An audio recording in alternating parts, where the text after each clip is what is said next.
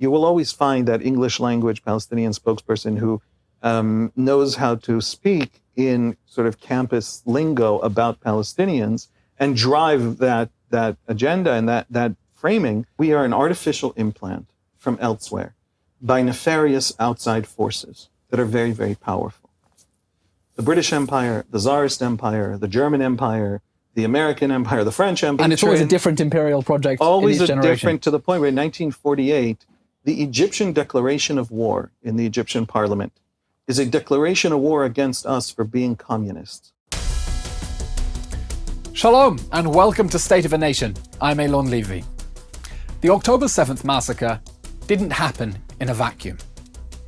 The UN Secretary General set off a firestorm when he said that, as if those atrocities could be rationalized or excused, as if it depended on the context. But he was right. Hamas's attacks didn't happen in a vacuum, and context matters. There are many names for what happened that awful day when Hamas terrorists massacred 1,200 people and took 253 hostages. The October 7 attacks, the Black Saturday, the Simchat Torah massacre. But for Hamas it has one name: Operation Al-Aqsa Flood. Al-Aqsa, the name of the mosque that sits atop the Temple Mount in Jerusalem. It's easy to think that the Arab-Israeli conflict is some kind of real estate dispute. Both the Israelis and Palestinians want the land, and like naughty children, they just can't agree to share it.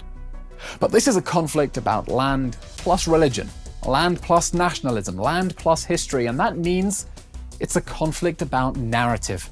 A clash between two epic stories about what we are doing here, what the other side is doing here, how we got here, and where we go from here. And nothing symbolizes that better than Al-Aqsa, the ultimate symbol of Hamas's vision of a religious caliphate from the river to the sea. For the Palestinians, an Islamic holy site that Muslim armies must rise up to liberate from the infidels, the Jews. For Israelis, a mosque that sits on top of the holiest site in Judaism, the Temple Mount, above the rubble of the two ancient Jewish temples, the ultimate reminder that Israel is the Jews' ancestral homeland. This is a conflict about two peoples whose narratives are fundamentally misaligned and yet whose identities are inextricably intertwined, who, when they're not shouting at each other, are at least talking at cross purposes. What do the Palestinians get fundamentally wrong about us, the Israelis? How are those misunderstandings aggravating this conflict? And is there any way for us and for the world to help our neighbors see us through different eyes and understand, no, we're not foreign colonizers who will disappear if they use enough violence. Israel is our homeland, and we are here to stay. My guest today is the brilliantly pugnacious Haviv Rettig Gur, political correspondent and senior analyst at the Times of Israel. In between making sense of Israel's politics, Haviv has invested deep and nuanced thought into making sense of the Palestinians' narratives about Israel, tracing patterns through history, unpacking how the history of the Holy Land repeats itself, first as tragedy, second as farce, and third as the horrific attacks of October 7th. Join us as we unpack how history is driving stories, how stories are driving history, history that makes the state of our nation. Breaking news out of Israel this morning. Shocking hostage taking. Hundreds of Israelis are dead. I want to bring in Israeli government spokesman. Eylon What Levy. happens when the 4-day pause? How do you resolve this? Where does this go? Haviv, welcome to the show. Thank you for having me, Eylon. How are you? Haviv, Israel assumed that Hamas would never launch an October 7th style invasion because it knew it would get thumped. And it's getting thumped.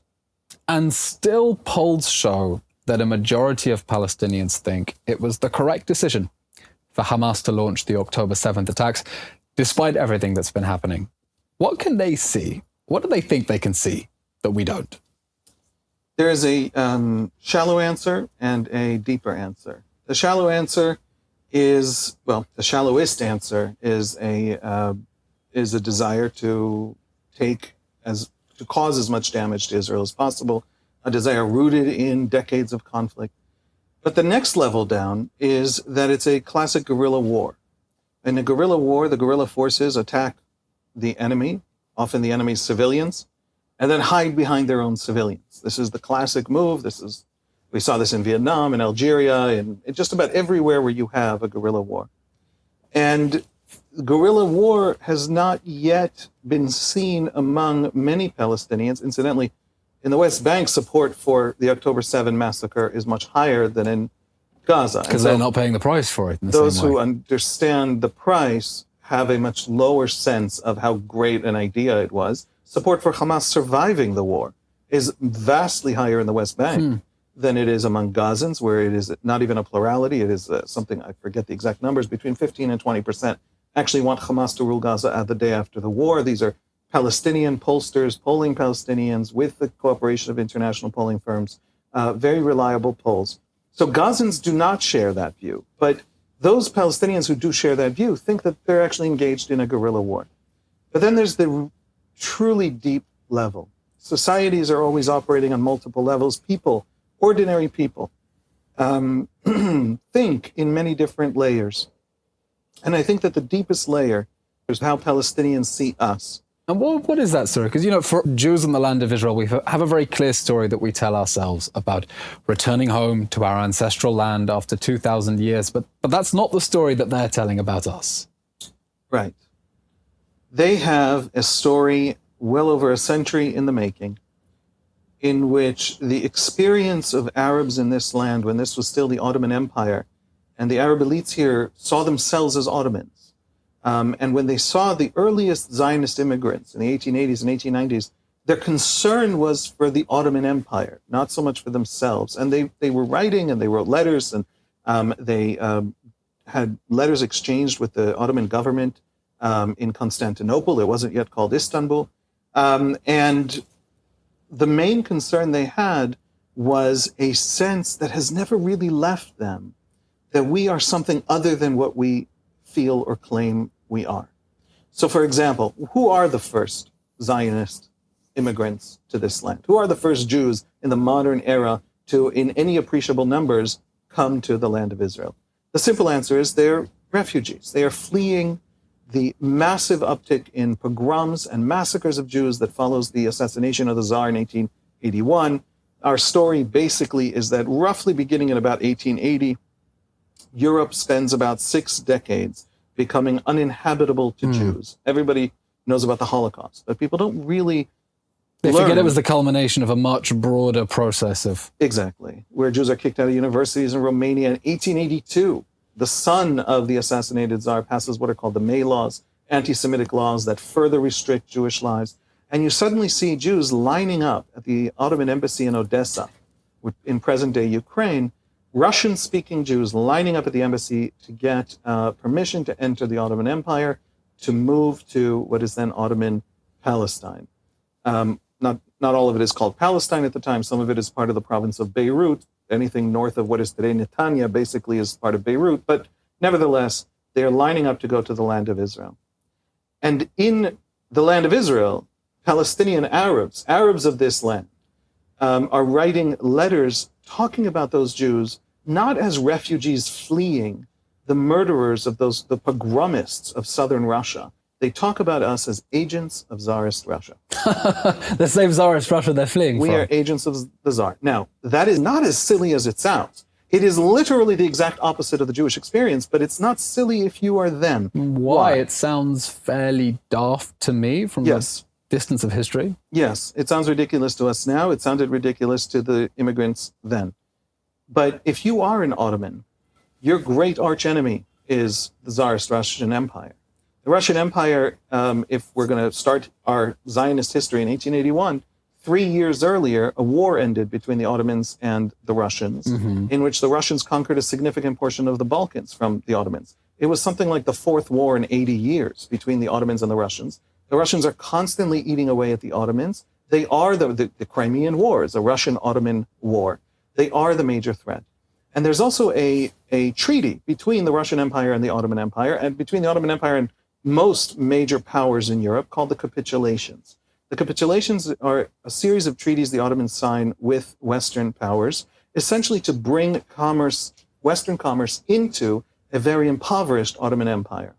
And one of the things that these capitulations does is it gives subjects of these Western powers, Venice, the Austro-Hungarians, the Germans, it gives their subjects immunity to Ottoman law, so that traders can come into the Ottoman Empire from Venice, from Vienna, from Moscow. They can trade, they can know they can't be arrested in the Ottoman Empire, and then they can go back, and that is to encourage that trade. So you're saying this false narrative that the Palestinians would believe in nowadays, and we'll get into what the misconceptions are now, about Israelis as somehow colonialists or agents of imperialism, is in fact a misconception that goes all the way back to 1881 and seeing them as agents of the Tsar. Because in those 1880s, when the Ottoman authorities tried to arrest one of these Russian subjects, who are refugees fleeing the Tsar and pogroms and death, what they discovered, the Jews appeal to the Russian embassy whenever they can to get out of, they have some legal recourse, right? If somebody sues you, you have some legal, you're going to take every legal recourse you have. And they're going to the embassy of the regime from which they fled. From which they fled.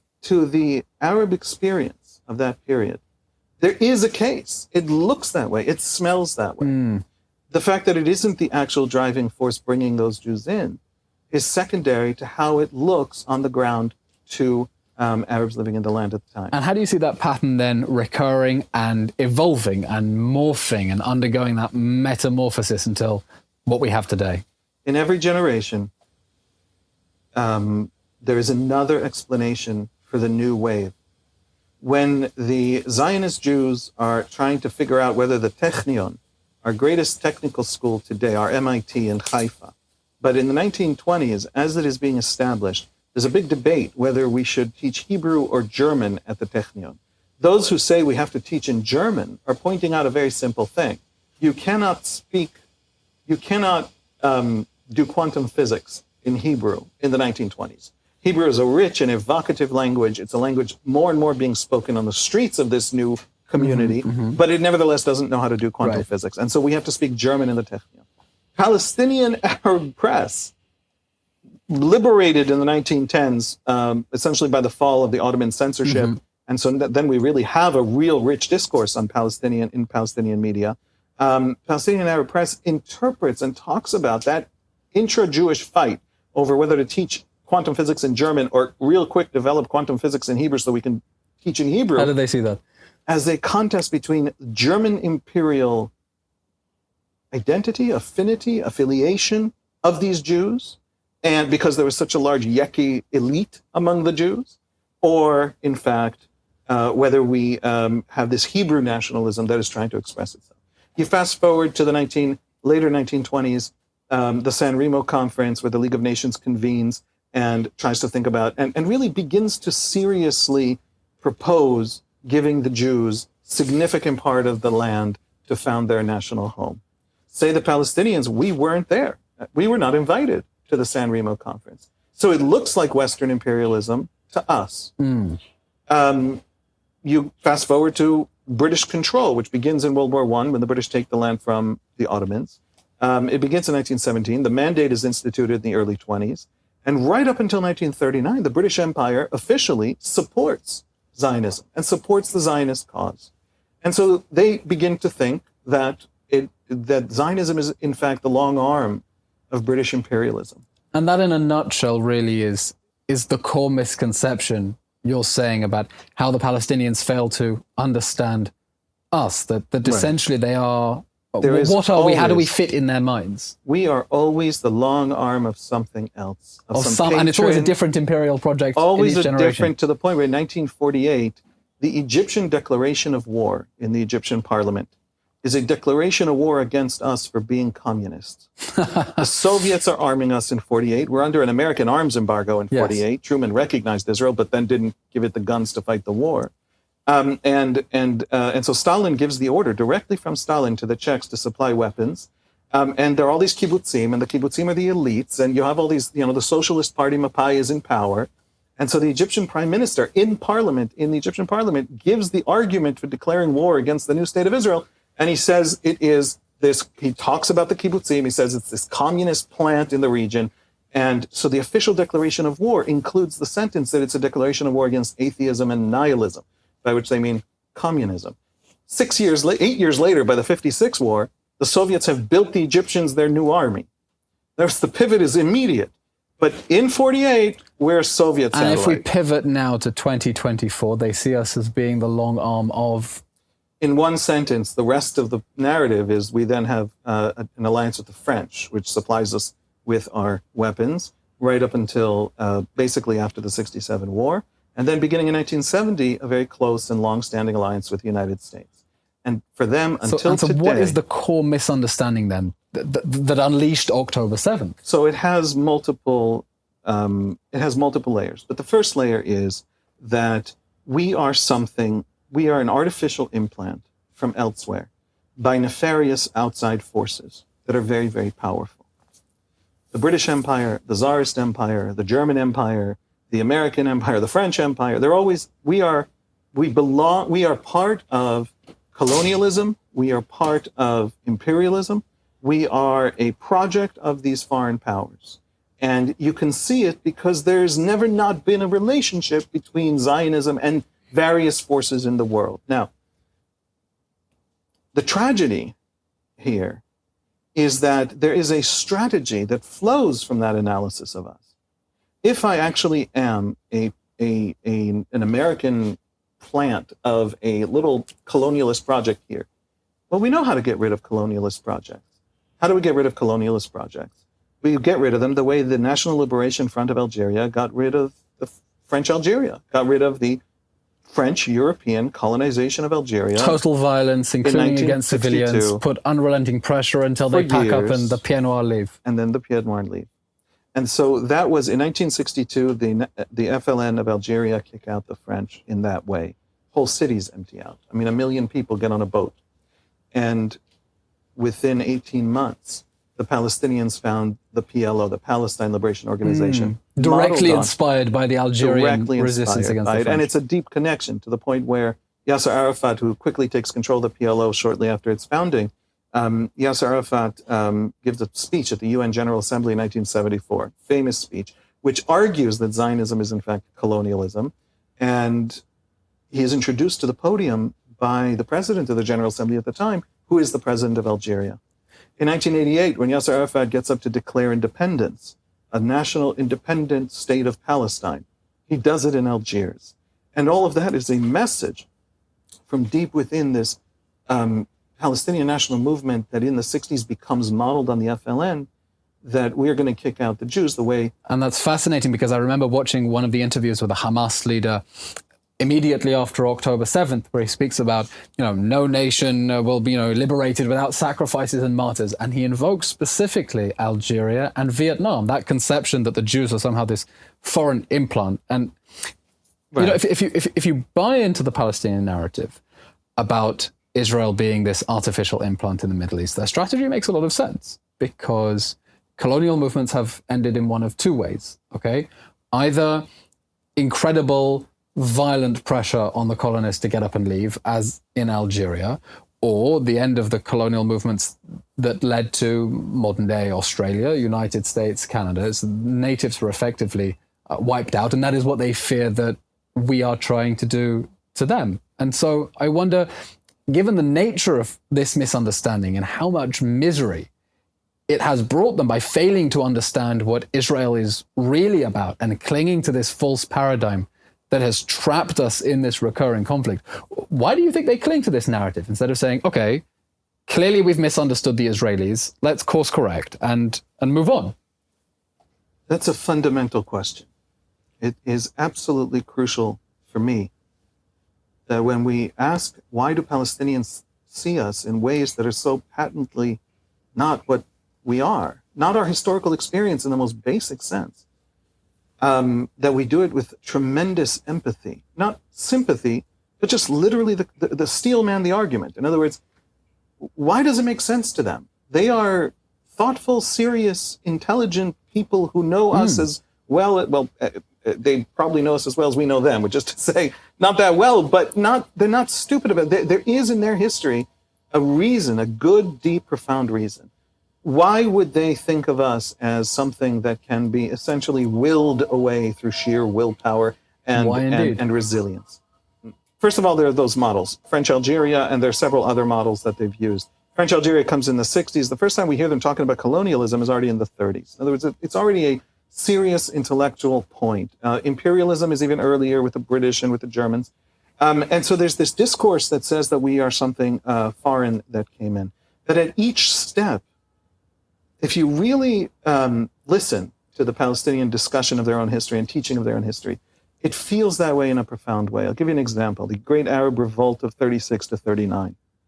In 1920 is the first Palestinian Arab massacre of Jews, organized around a religious idea, around a threat to Al-Aqsa by Haj Amin al-Husseini, a figure who looms large in this whole creation of this Palestinian vision of us in these terms. And then again in 1929. And then by 36 is really a hinge of history for the Palestinians, because there you have a religious cleric. We can get back to religion. It's fundamental to this story. But there you have a cleric named Izzadin al-Qassam. In his name, Hamas named its military brigades. Izzadin al-Qassam begins a highest kind of discourse about how we get rid of the Jews, and a very Islamic-focused discourse about how we get rid of the Jews, but it's fundamentally an anti-colonial discourse. And he sparks massacres of Jews and rioting and violence the last 3 years. And it's called the Arab Revolt.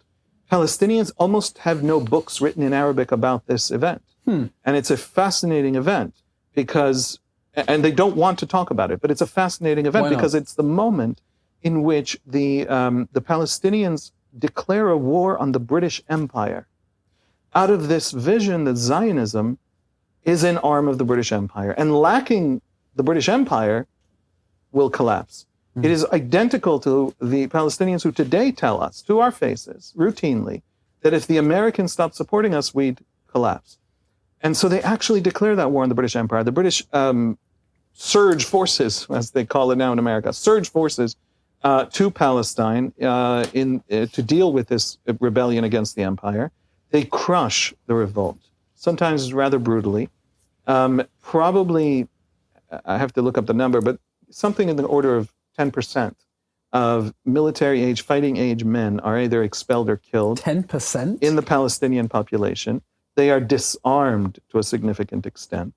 And that leaves them a population reeling when 1948 comes around. 1948 is really two wars. It's the period we call the Civil War, which is 47, 48. Immediately after the UN General Assembly resolution. Right, when the Arabs and until the Declaration Jews, of Independence. Right, exactly. Are fighting on the ground.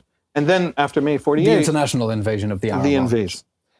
That first half, Palestinian Arab society can't really mount a serious offensive against the Jews because they'd spent themselves... Because they're still reeling from having made that tragic misunderstanding in 36. The British, meanwhile, because they're dealing with this very serious revolt, the Jews are clinging to the British. The Jews basically have no militias. They basically have no weapons. And so the British build Jewish militias in 36 to 39. And so the Jews emerge from the Great Revolt in 39 with a full-fledged Haganah, with a full-fledged crack forces of one kind or another, and various militias and various capacities to actually engage in a war. Be Palestinian watching those 3 years. You launch this rebellion against the British disarm you, arm the Jews for the first time in a serious way, then you reach 1948, well, of course you're going to lose 1948. You were just disarmed a decade earlier by the British Empire. And yet, they still launched 48. And they still launched 48. Not only did they still launch 48, they completely ignore in that history that in 39, the British crushed the revolt. The British then immediately turned to the Arab side and decide Zionism is a net loss for the empire, a net... Backtrack on the white paper. The white paper, and Jews are forbidden from going to Palestine when they already can't go to America or Canada or Britain or France or Argentina or Brazil. And essentially close the gates not only of the promised land, but of the whole world to the Jews who are fleeing the Holocaust. The Jews, by British imperial policy in 39, are essentially herded into the gas chambers. The British in 39 don't know about the gas chambers, but when they do know about the gas chambers, and when they know about the gas chambers after the war, they still don't take in the DPs and the DP camps for years. So the British policy in Jewish memory enables the Holocaust. And anyone visiting modern-day Tel Aviv can visit Gan London opposite Bograshov Beach, which was erected as a garden to salute the British bravery during the Blitz, but now hosts a memorial to all the Jews who drowned at sea because the gates of the land of Israel were closed before, during, and immediately after the Holocaust. Right. So the Jewish memory is that memory of Europe being uninhabitable, of us needing that refuge. The Palestinian memory is, what are you guys talking about? The British gave to you something that wasn't theirs to give to you. The details of the history allow you to form both narratives. The problem isn't that their history of us, their interpretation of us is wrong. I don't know what the interpretation of history is wrong means. The problem is that if you conclude from that therefore we are in some sense that matters strategically, an arm of British imperialism, you will use tactics, anti-imperialist tactics against us that won't work because we in fact experience that entire story as desperate fragility, vulnerability, and a lesson to always be strong and have no place to go back to. We have no France like the Pied Noir had. We have no Britain to go back to, whether or not they're our imperial patron or not. And so they've developed this narrative of what we are, and that's one track. And they have a long history, which isn't, there's a little bit of pseudo-intellectualism in the Palestinian intellectual class. A lot of, Rashid Khalidis, he's not here to defend himself, but I'll allow it. All these professors who have tried to write this very one-sided history, they say to correct for other people's one-sided history, but it's not serious history in the sense that it leaves out the other half of the story. But they have tried to create this story that says the Palestinian story is the only version that's real. The problem is that the Jewish experience being the opposite means that any strategy that flows from this Palestinian narrative is going to fail, and it has failed, and they don't know why. And it's fascinating that you talk about the way that the Palestinians have developed this narrative about who we are based on misreading, although not in the most ridiculous way, events happening here on the ground. But, to borrow a phrase from the UN Secretary General, their narrative wasn't born in a vacuum. There is this global anti-Zionist, anti-Israel movement that is evolving at the same time. I'm wondering how you see those narratives feeding into each other. I mean, who is getting nurtured by whom? Are the Palestinians being nourished by what is being said in radical circles in Europe and the United States? Is the narrative flowing in one direction? That's a question that's so vast and complex, it's almost impossible to tackle. Let's have a go. We'll have a go.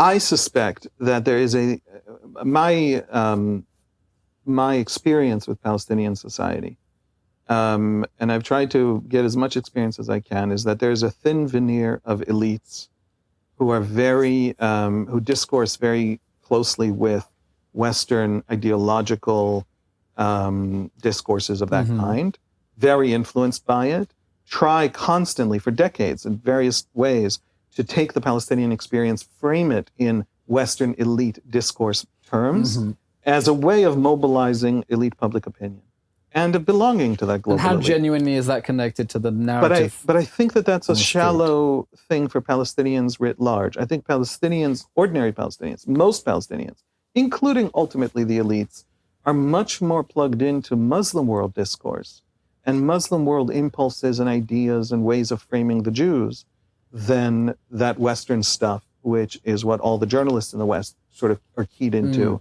You will always find that English language Palestinian spokesperson who knows how to speak in sort of campus lingo about Palestinians and drive that agenda and that framing. But ordinary Palestinians are attuned to Arabic language and to Muslim world issues and problems and questions. And so if we're talking about campus lingo, when you see this huge eruption of anti-Israel sentiment around the world, a lot of jubilation triggered by the October 7 massacre, what are they getting wrong about us? Are they telling the same false narrative that the Palestinians are telling, or is there a different Western dimension that these people on Harvard, these campuses, just don't get about us? Every single word I've ever heard from all of those protests and speeches and campuses, it's all out of, that thin veneer of Palestinian elites speaking English, culturally English, not just the language English. And it's all the old Palestinian misinterpretation.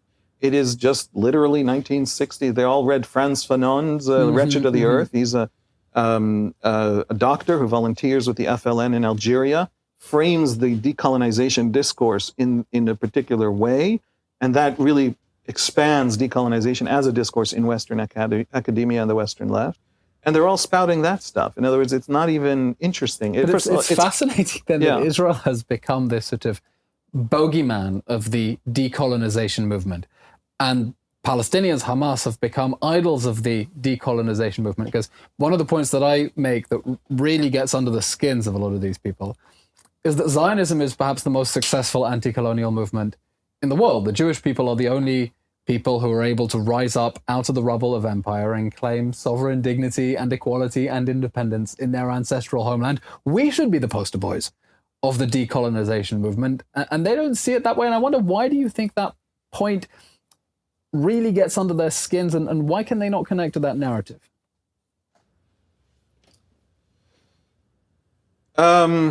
Good question. Modern political Zionism is born in Europe.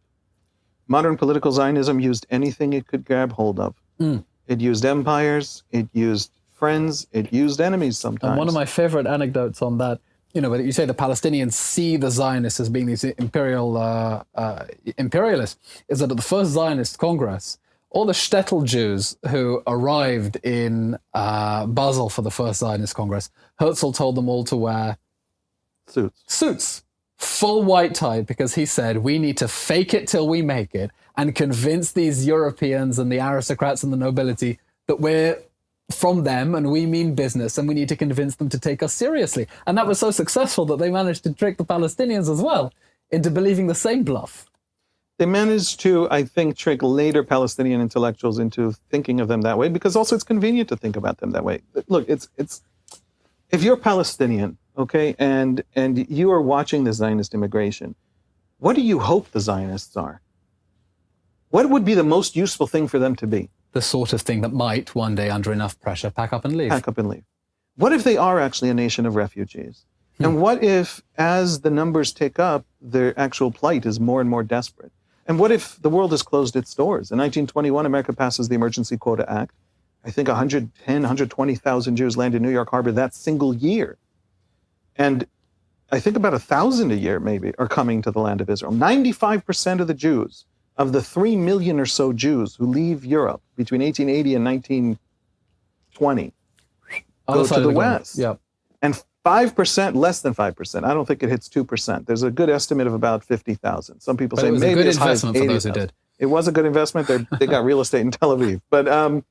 But it's this tiny fraction. Real estate in Manhattan is not too shabby either. They have this tiny fraction come here, and then it ticks up. Now, in 1935 alone, 65,000 German Jews land here, speaking German.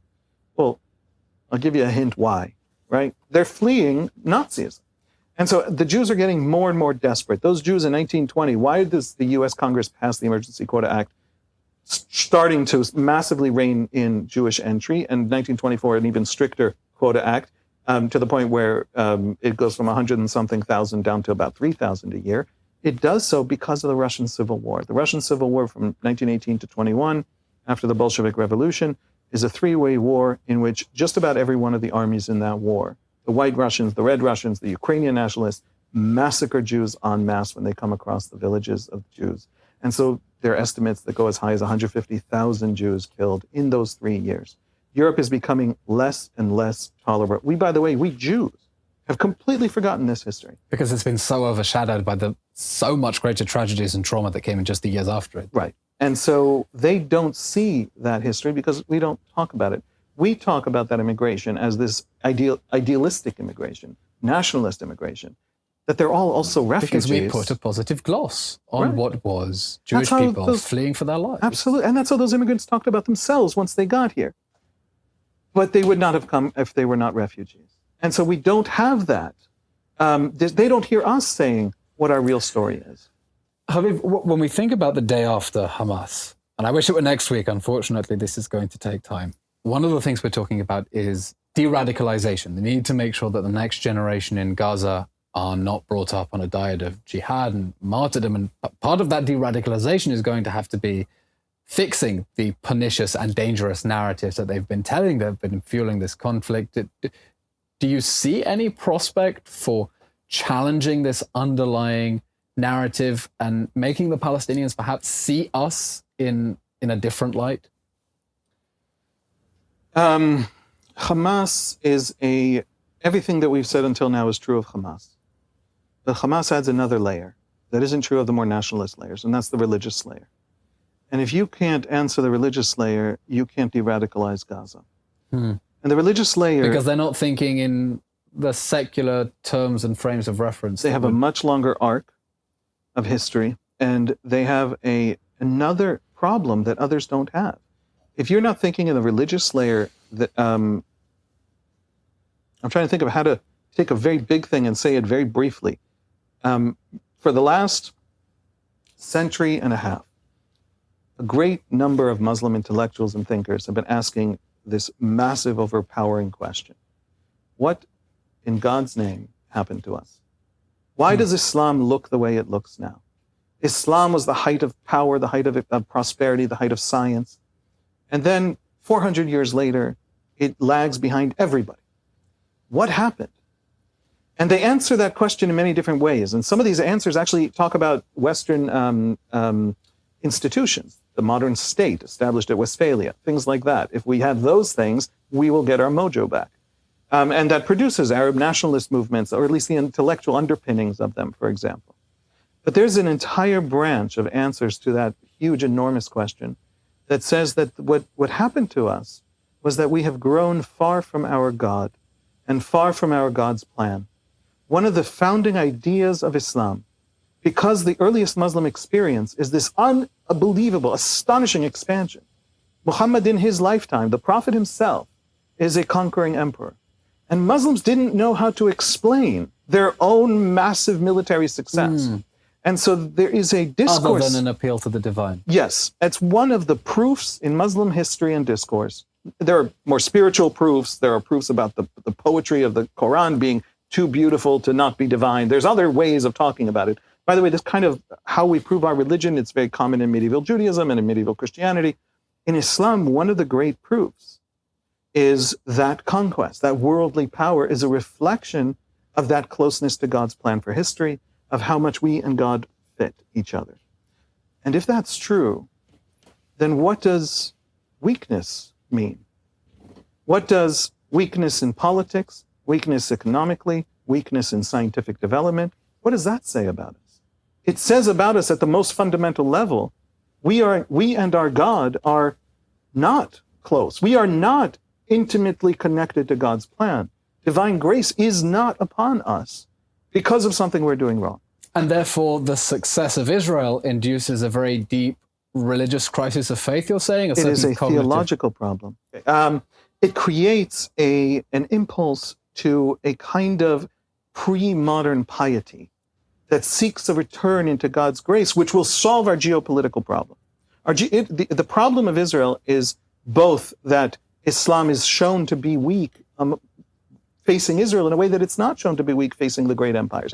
So one of the great examples I like to use, both because he is one of the great intellectual founders of Salafi Islam, of this kind of idea and movement within Sunni Islam, is a theologian named Rashid Rida, who lived in Cairo at the end of the 19th century. He's originally from Beirut, which means that part of the Palestinian question is absolutely in his mind. And in 1898, he founds this important journal, very influential journal called Al-Manar in Cairo. And he is writing in response to the First Zionist Congress of 1897, which he followed closely. And he writes a letter to the Arabs of Palestine. And in that letter, he says to them, he starts off the letter, "You complacent nothings. You will allow," I'm paraphrasing poorly, but people can look this up, it's a well-known quote, "You will allow the impoverished nothings of the world, the most despised people being kicked out and made refugees from every corner and every nation. You will allow them to push you back." Rashid Rida's problem, he's living under British imperialism. Britain controls Egypt in his day. And so the fact that they are then getting defeated by people who are the world's ultimate refugees must be a source of profound offense and hurt. Yes, and it's not simple shame. It's not just embarrassment. It is a real theological problem. For the British Empire, to rule over some Muslims for some period is not a disaster at the moment of its peak power. But for these 1898 Jews are absolute who under the realm refugees. of Islam, they're not only experiencing them as Jewish refugees, they're experiencing them as people who had always been protected subjects, dhimmis under the rule of Islam. That was their rightful place in the social pecking I think that is in there. But let's steelman it. Let's say, no, that's not his problem. His problem simply is, if I'm testing Islam's theological closeness to God by the test of worldly power, which is an old Muslim tradition and exists within Muslim discourse and basic sort of Muslim religious impulses, because it's also a converting religion. So how it spreads around the world tells you how it's doing theologically, which is something we Jews don't have, but Christians certainly have it. And even at that steelmanning, sort of, let's respect them as, absolutely to the end. The problem of the Jews is a real theological problem. If Jewish refugees, literally the refuse of Europe that Europe is spitting out in every direction, who just barely can't even find a place to rest their heads, if that's who pushes you back, how far from God is Islam today? And therefore, to solve the theological problem, you have to deny that they are refugees and the refuse of European society, because confronting that reality... And therefore, they always have a patron, and they're always the arm of a larger empire. Haviv, but not just that. If you go now to Hamas, and you go now to Iran, their problem with us is not just geopolitical. Their problem with us is not just that we need to be destroyed for Islam to return into history as a conquering force, because Islam as a conquering force is an Islam that is theologically justified. Their problem with us is that we can't be destroyed by them. If we could be destroyed by them, if we live at their pleasure, we wouldn't have to be destroyed by them. The problem, the theological problem, is that they can't do it. And that's Islam at its weakest and most distant from God, and therefore we must. They can't compromise on us. We are the beginning of the destruction. Do they actually have to destroy America, the great Satan? No, it's a gigantic, powerful empire. But if they can't even destroy us, they can't show that they and their God are not together and close to each other. This has been a fascinating discussion. As a spokesman, I'm always trying to help people understand us and understand our story. And here you are explaining how, in fact, the true story of what the Jewish people have been through and the creation of the state of Israel is not enough to simply tell the truth, because it is precisely that truth, precisely the real story, that is so painful and therefore fueling further conflict, because conflict is in some ways a try to evade that truth and avoid confronting those difficult truths.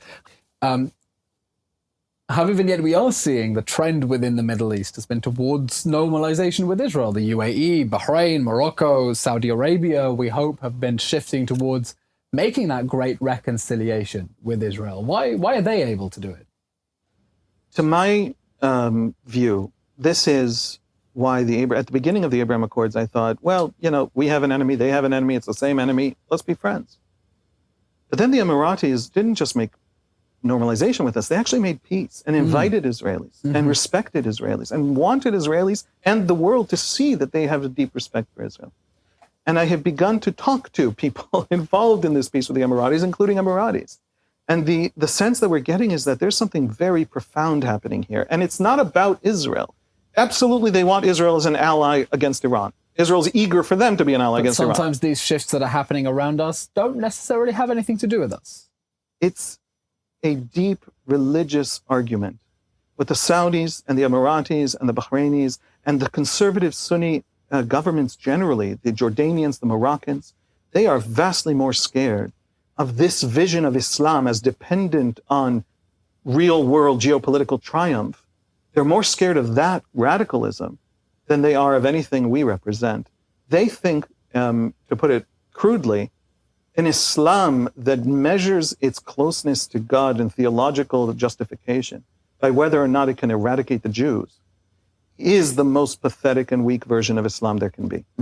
And it is the destabilizing Islam. It is an Islam, Iranian proxies, everywhere they go, basically demolish their own societies, long before they hurt us. Which has been the curse of anti-Semitism throughout history, which has been to devour the societies that host it. And so this is about us. It's absolutely a war between us and Iran and everything that Iran tries to do in the region and how it empowered Hamas for October 7th. But this is at a profound level, at the de-radicalization level.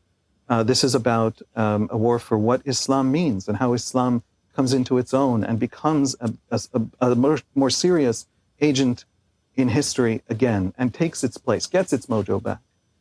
How do you de-radicalize Gaza? One of the reasons I'm optimistic about the future of Gaza, even though everything now looks catastrophically bleak. Please, let's find some light at the end of that tunnel. When the Saudis and the Emiratis let it be known, sometimes implicitly, sometimes leaked to the press, sometimes publicly in interviews with the BBC, that they want to be part of the day after, that they want to be part of the rebuilding. I don't know how to de-radicalize Palestinians. I don't know how to come to Palestinians and say, hey, this idea you have of me, please stop having that idea. I don't know how to do that. They do. The Saudis since 9/11 for 20 years have been working hard on pushing back in the bigger theological and cultural war within the Muslim world against this version of Islam, which to their mind is itself the collapse of Islam, is itself part of Islam's crisis, not the solution.